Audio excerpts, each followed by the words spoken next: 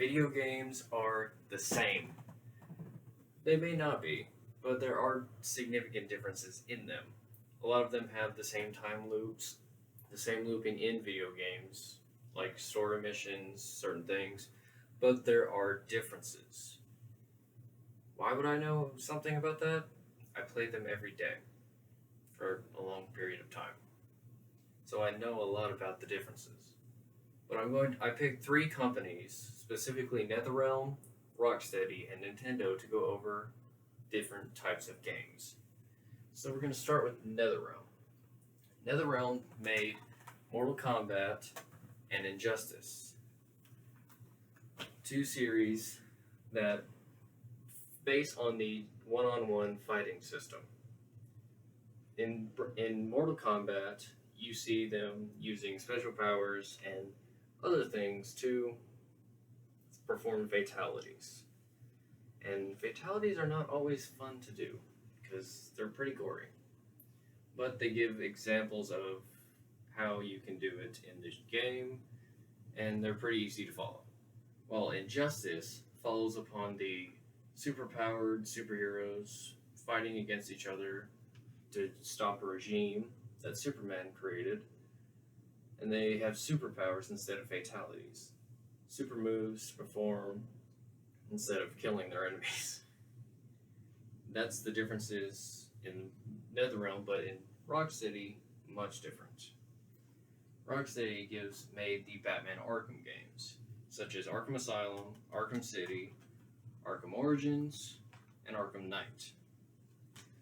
When they made Arkham Asylum, they focused on the small, detailed place of a prison, so that Batman could fight his enemies in this prison.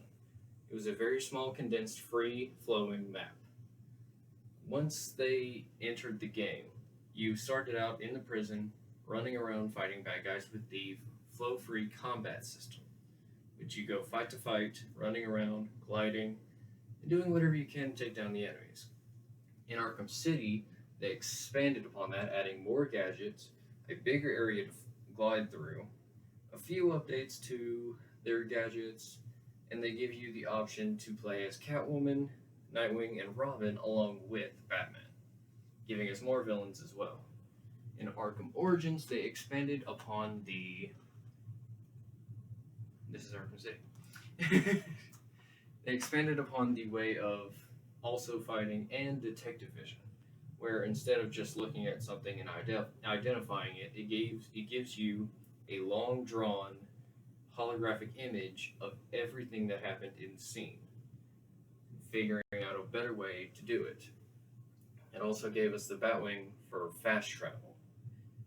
Wasn't exactly effective in the game, but it still did a lot more than just gliding halfway across the city. In Arkham Knight, they added upon more side missions, more gadgets, better flowing combat, and the Batmobile so we can drive around the city instead of just gliding. And it's also fun to run people over. But, well, I digress on that. Now, Nintendo, we all know, is a known company that does a lot of good stuff, such as Mario. In Smash Brothers, they evolved the fighting system upon you're on this small map and you have to knock your opponent out of the area instead of just knocking down their HP. You have to knock them out of the area, use specific moves and other stuff to get them out of the area. But it really depends on if you have enough skill. Mario Kart is one of the first racing games to actually use items. Now this is a game that will ruin your friendships or family. Depends on who you're playing with. Because all of mine say I'm a cheater. And it is the first game to make you actually turn around to make sure that you're not being attacked. Because those green shells, red shells, and blue shells are crap to go up against. They're always making you look behind you and in front of you to make sure you're racing correctly. In Ultimate Alliance 3, we get the Marvel introduction to a game. When you're running around defeating bad guys and using synergies with your team. The team is very dependent on who you have. If you have Iron Man, Thor, Hulk, and Captain America, you get the perfect Avengers team, and you can use your synergies that power up faster with each ability you have. And the extremes make your super moves even more powerful. But that's all the differences I have. Well, the ones that I'm going to tell you. Now, there are a lot of differences between all of these games, but there's a lot more differences in other games, such as an outlaw shooting, gunslinging everybody, an android becoming human, and a God of War yelling at a boy. But I guess games are very different, after all.